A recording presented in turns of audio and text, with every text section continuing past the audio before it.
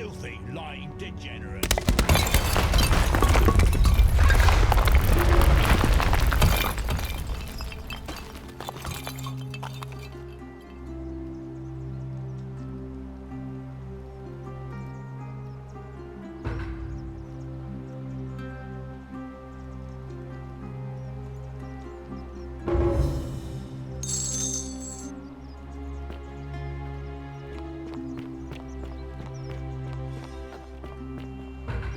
You there? I'm sorry to trouble you, but I couldn't help but notice that fine bow you're carrying. No idea how you managed to get your hands on it, especially in the light of our dear old magistrate's ban, but I'm impressed. And before you ask, no, I wouldn't dream of trying to buy it from you. I have no use for a wooden bow myself. But I would like to propose a joint business venture of sorts. Tell me, do you have any idea how people here end up as golden statues? Well, between you and me, I found an old scroll from years ago, hastily written, in which the author claimed something extraordinary and terrifying. He wrote that when the golden rule is broken, statues spring to life all over the city, wielding golden bows and begin firing golden arrows at the inhabitants. Supposedly, one or two of those arrows is enough to turn a full-grown man into gold. Now, of course, that is a travesty, a terrible, horrible waste of human life which has to be stopped. And yet, on the other hand, I can't help but think of a tale told by that Greek fella Aesop, the goose that laid the golden egg. With the ability to transmute organic matter into gold, one could create infinite wealth. Use your imagination, golden animals, insects, trees and plants. The Midas touch without the drawbacks. We are talking riches beyond imagining. And even if we were to split all those riches between the two of us, half of infinite wealth is still infinite. Interested? Look, I might have skimmed over that one, but don't be so pedantic. Are you interested or not? Oh, I'm not suggesting we use such a bow on people. There's no profit in breaking the golden rule. Excellent. So the first question is, how do we get our hands on one of those golden bows? Now, I have a plan, but first, tell me, are you familiar with the story of the goddess Diana? No problem. Allow me to explain. Diana is our goddess of the hunt, the moon, and the underworld, depending on who you ask. The one thing priests and poets agree on is that she carried with her a golden bow and a quiver of golden arrows. And it just so happens that there is a shrine of Diana in this very forum, with a prominent statue of the goddess herself. And would you like to guess what she's holding in her hand? Precisely. I can't tell you how many hours I've spent in that temple staring at it, trying to figure out how to retrieve it without breaking you-know-what. Oh, gods, no. If you tried that, we'd all be dead within moments, I'm sure. No, here's what I propose. You give your bow to me, I cover it in a thin layer of gold leaf, and we create a replica of a golden bow. Then you enter the shrine, extinguish the braziers, and under cover of darkness, swap out the fake for the original. It's not theft exactly, it's more of a trade. But make no mistake, this is a dangerous path, and there's no way of knowing where it will lead. But in my experience, all the best adventures begin with a risky first step. Now, you must have questions. Ask away. Let's do it, dude. So, are you in, partner? Wonderful. Now, if you'll hand over your bow, I can get started applying a layer of gold leaf. This is a quality weapon. Now, bear with me for a moment. And here we are, a gold leaf bow.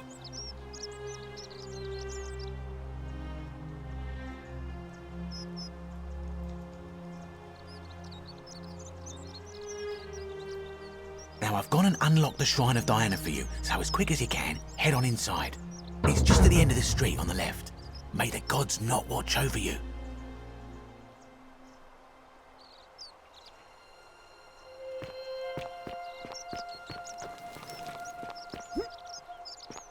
Where's that bakery lady? She's baking on the floor? Oh no, I thought she was rolling dough on the floor. You took care of him? An accident? So, it's over? Oh God, It's such a relief. I really thought we were all going to die. I do have a question, though. That shrine, the one I was going to hide in, did you know it was going to collapse?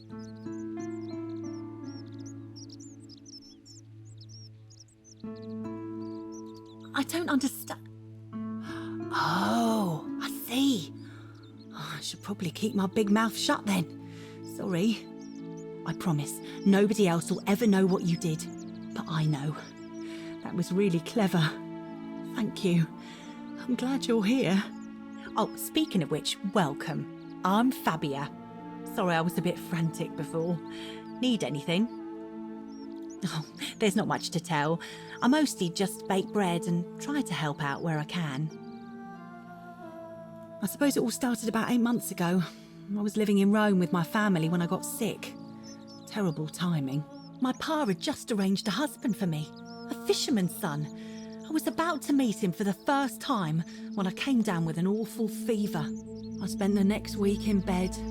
Pa paid priests to make offerings to Asclepius, a white rooster, then a goat. But nothing worked. In the end, they decided I'd do better outside the city. Clean air in the countryside would do me good, they said. But after about a day in a carriage on the Appian Way, I was getting worse, not better. I remember closing my eyes for a bit, and I guess I must have fell asleep because when I opened them again, I was in a forest by a river. I suppose the driver took off with his fee and left me for dead. I guess we're all dead, Can't say I huh? blame Like him. Lost. I wouldn't have wanted to see. catch what I had either. Anyway, I went searching for help, stumbled across the trapdoor temple, and here I am.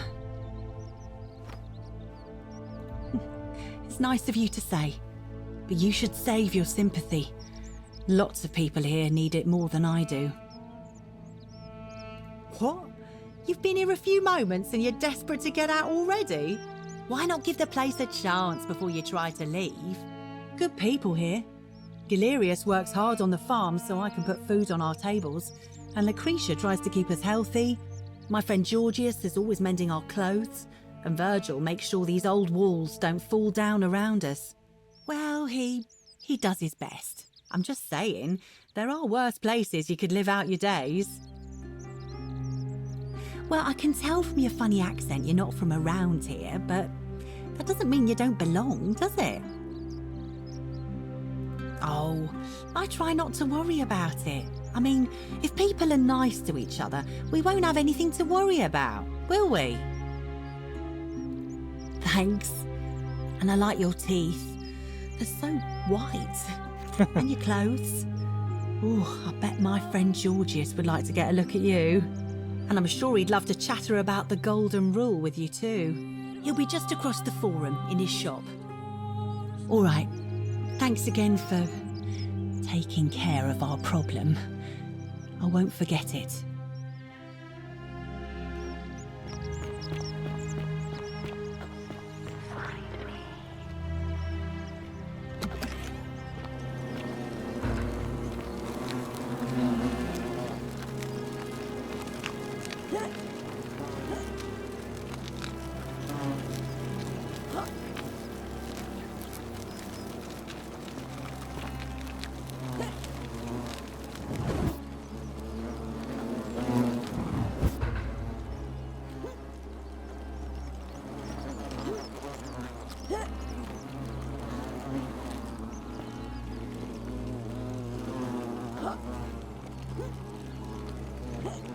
How do I get over there? Let me jump on your back, bro.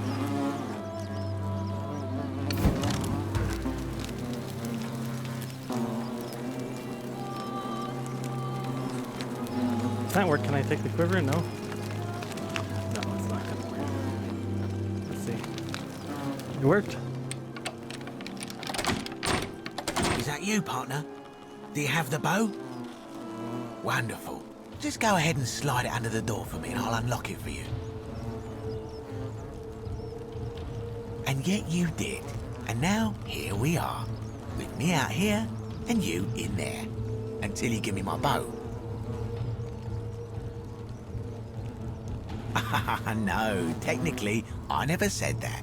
I said if we were to split all those riches between the two of us, infinite wealth is still infinite. It's hardly my fault if you can't tell the difference between a hypothetical and a promise, now is it? Oh, I do love a good loophole.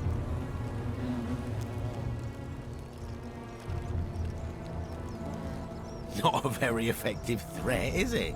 See, your first problem is you're in there, and I'm out here. Your second problem is the golden rule.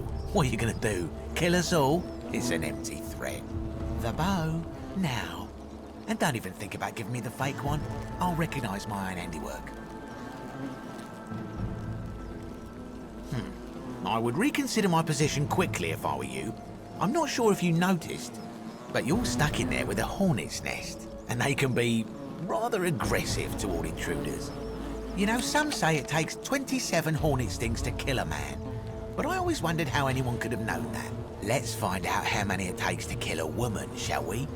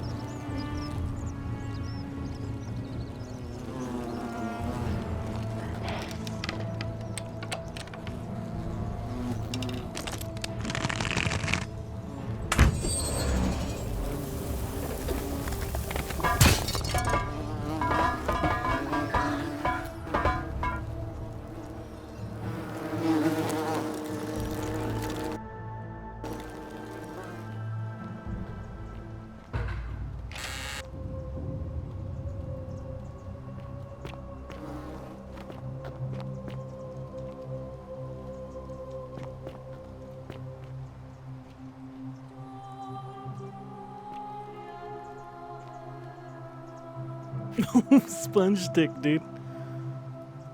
Poo poo stick, dude. Poo poo stick, dude.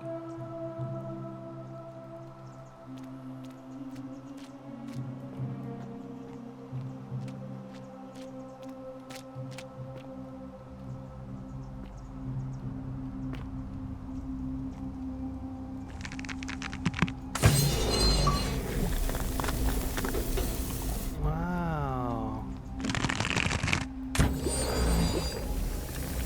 I see.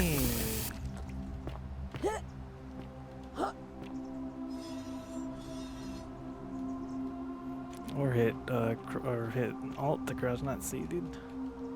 I mean, Control. What's going on over here? My beloved Galatea, I write this so that one day, when we're finally together, you will understand what I've done and why I had to do it. The others will call me mad or a monster, but I don't care what they think. Everything I'm doing here, I'm doing for you. I'll start at the beginning. Soon after my arrival here, as I walked down a corridor lined with golden statues, I thought I heard a whisper behind me, a rasp of air, as if vocal cords of metal strained to say a word or two. I tried to dismiss the idea, tried to concentrate on my work as the city's medic, but that tortured whisper haunted me. Weeks later, in the hallway to the bathhouse, I heard it again and found myself drawn to the statue of a Roman woman wearing a stola. Her face was contorted with anguish and fear, and disturbingly, it was as if she was looking right at me. As I walked past her, I heard that strange whisper again, and turning back, I discovered that even though I had moved, she was still looking right into my soul. That was when it dawned on me. This was no statue. This was a woman trapped within that golden prison. Naturally, I told the others, but when I could not reproduce the results of my experiment, they would not believe me. But from that moment on, I knew the full horror of this place. Immobilized within these statues are living human beings. It was that day, my love, that my heart broke.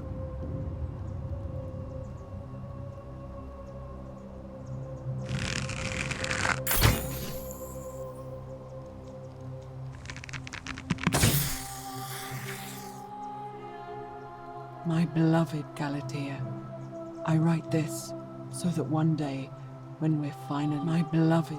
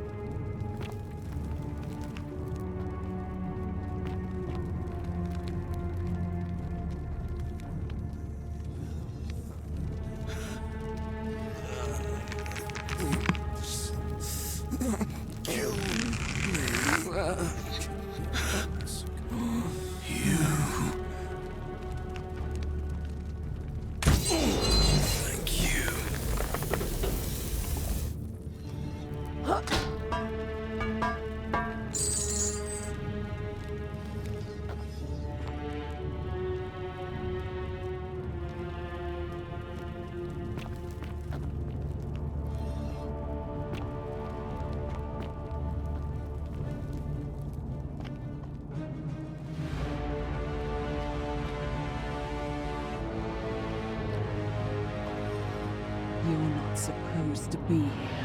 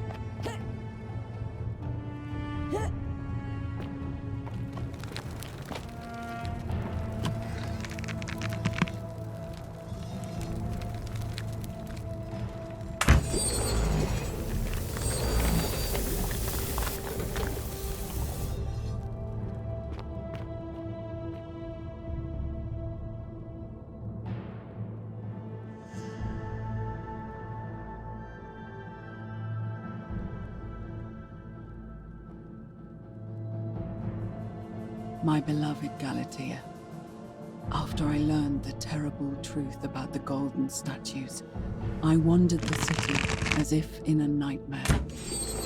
What must life be like for these poor souls, entombed in gold, but kept alive somehow? Trapped in their own personal Tartarus, consigned to eternal torment, too horrific for any sane mind to comprehend. I tried to offer them what small mercies I could. I began to talk to them, to keep them company. I'd imagine backstories for them, give them names, and tell them of the world, of the histories and stories I'd learned as a child. As the others became more concerned by my charity, I sought solitude from them, preferring the company of my tormented charges.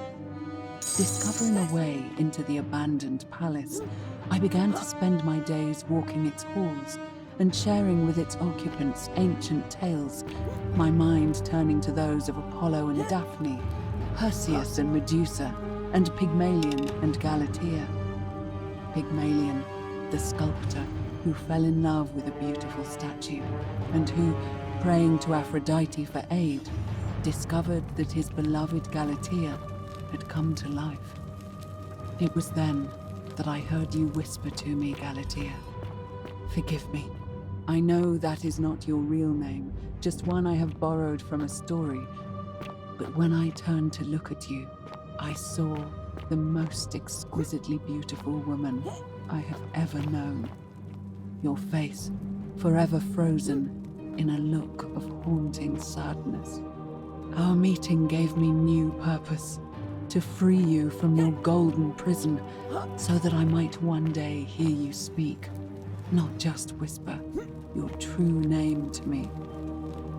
So I gathered tools for the long and difficult task ahead, barred the doors to this place, and set to work.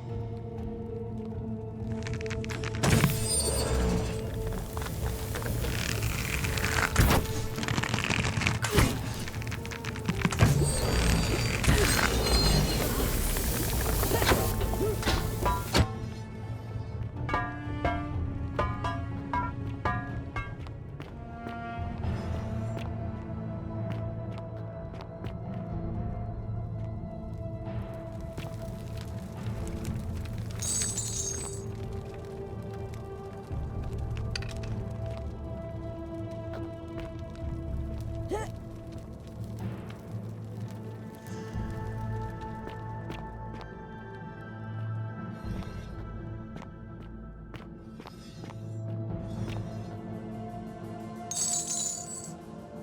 beloved Galatea, my attempts at freeing these souls from their golden prisons have not been going to plan.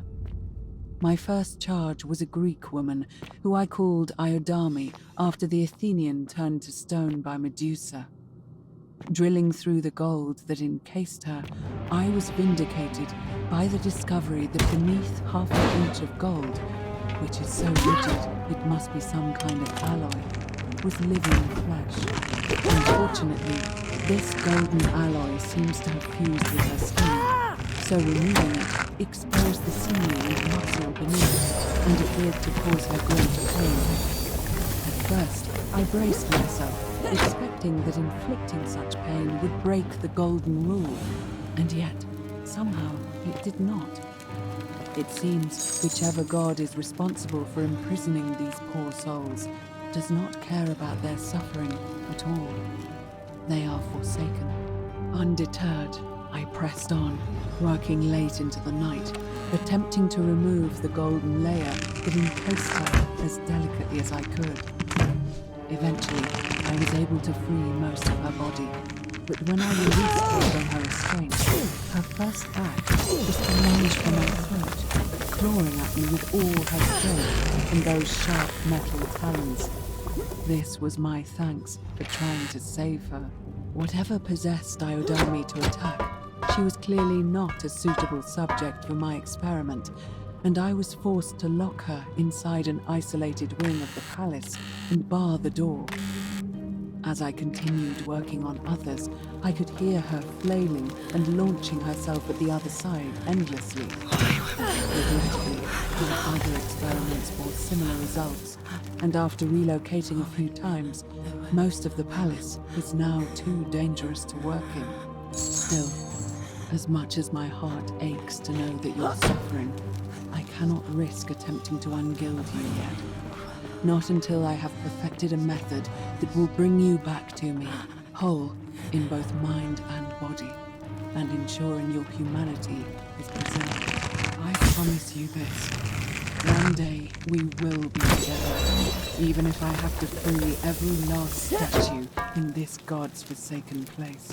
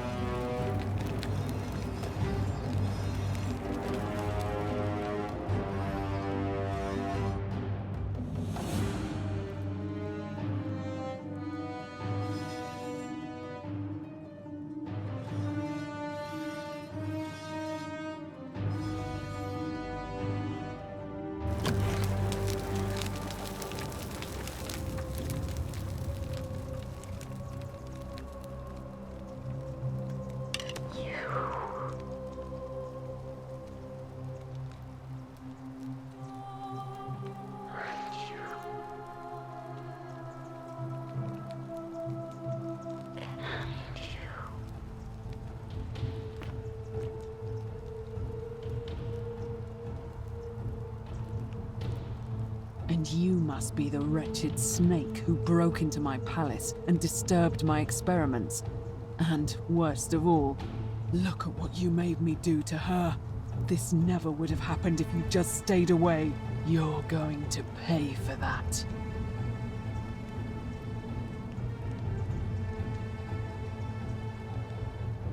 And do you think I care about that? I don't care what happens to me, as long as you get what you deserve. Liar! I locked and barred the gate. I left a message warning you all to leave me alone. I just wanted to do my experiments in peace, for her. And now look at her. You made me turn the most beautiful woman I've ever seen into this. Look at her. She's in agony. All I wanted was to spend my last moments with her, to see her beautiful face, to hear her speak freely, instead of in those cryptic whispers. But as soon as I began my work, she stopped whispering to me. And now I discover she started whispering to you instead. What's so special about you? What do you mean, the same voice?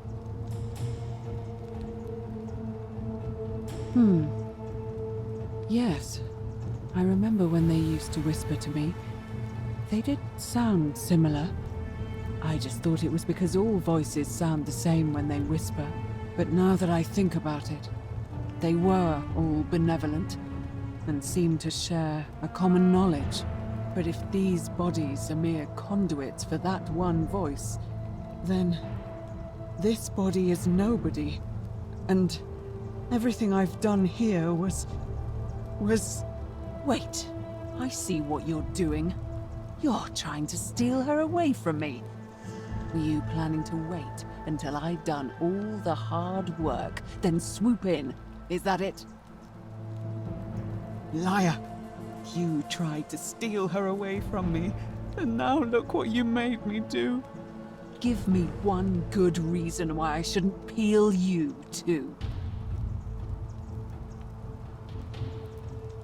What? What are you talking about?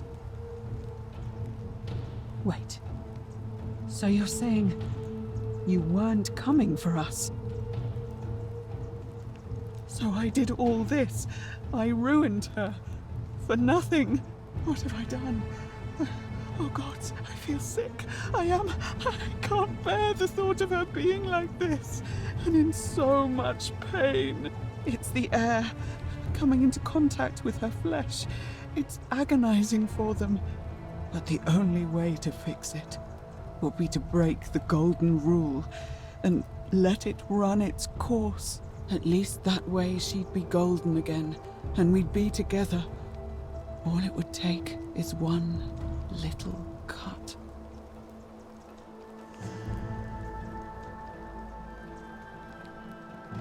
It's too late. There's nothing you can do. I have to do this. I'm sorry. What? How? Really? I'm not sure I believe you. But if you can undo this, You could just let me mess, try, dude. I'll give you the key to my old medical chest in the Shrine of Apollo. I imagine it would help Lucretia ease the suffering of those still in the city. But if you're lying to me, I'll break the golden rule and kill you and everyone else in this city. It's not that Understood? hard, lady. Watch this.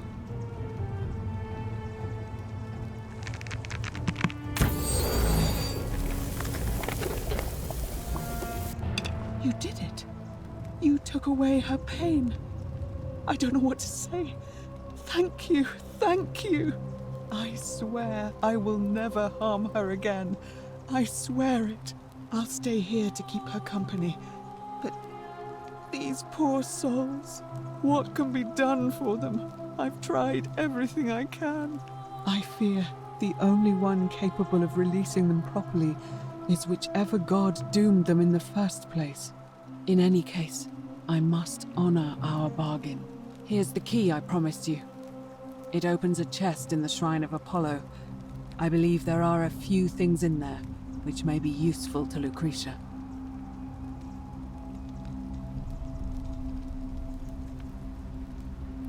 Old school keys, dude.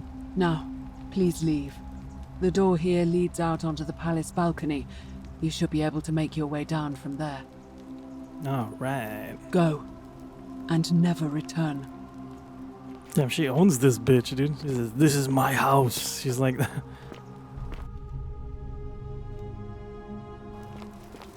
So she was the one that locked herself in there and shit.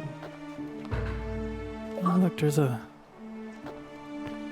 dainty pathway over here, dude.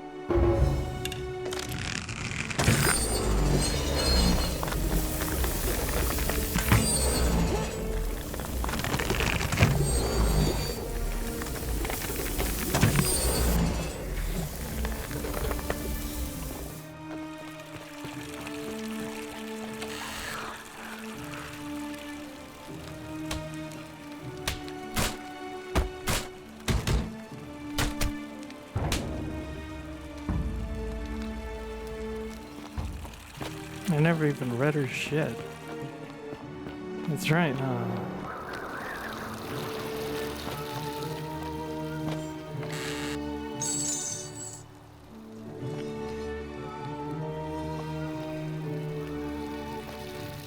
Can I do the water? No, only stuff that's weird. Okay, I didn't know it was gonna be down here. I sort of want to take it now. Is it too late? It's too late. Oh, I want to take it. Let me up there.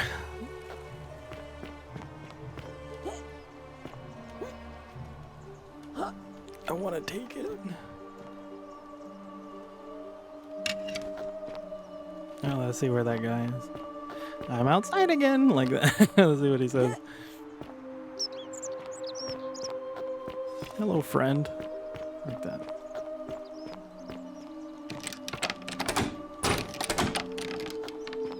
Hello, friend. Where are you?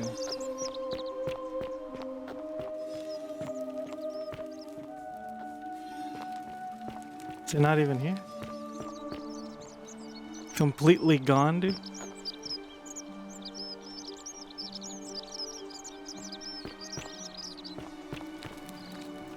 I've never seen a lamp like that before. Remarkable. That lamp! Never have I seen its equal. I hear them talk to him. Hey, lady. You seriously leave? Where's the other guy? Let's see here.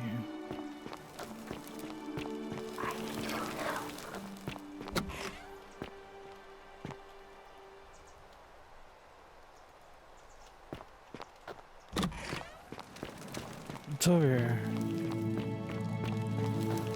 This is where we came from, right? Like everyone.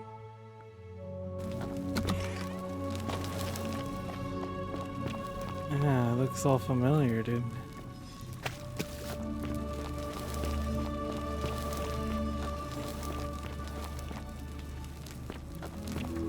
The bathhouse.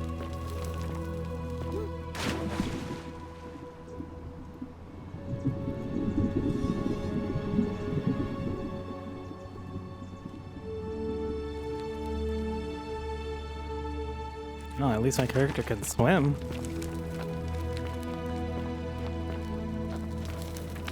Yeah, right, the tunnel.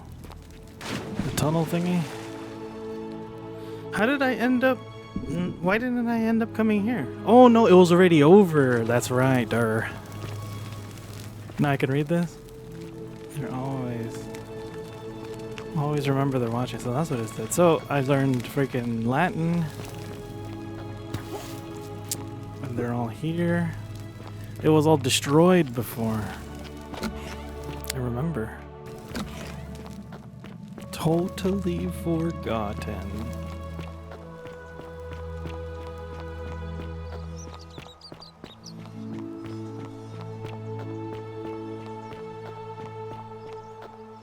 Oh yeah, let's do all everything. Such a bright light. Apollo is powerful here, is he not?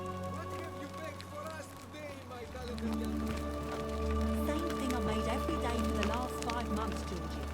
Bread. I just follow the recipe. It's dead simple.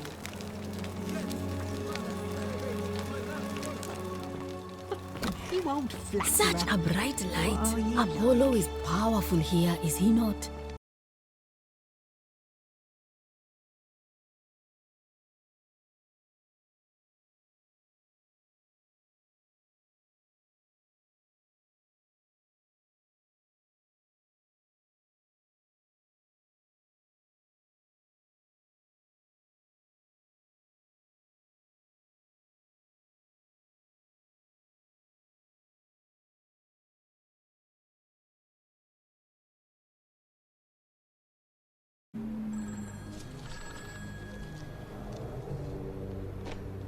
Who's this? I hope we can say I'm a friend.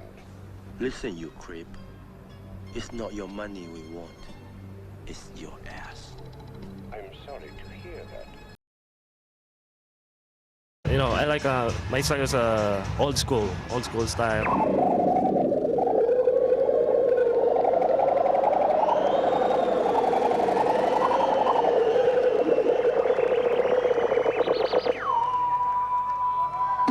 Only God can make me win. Like, comment, and subscribe, or I'll break your fucking legs.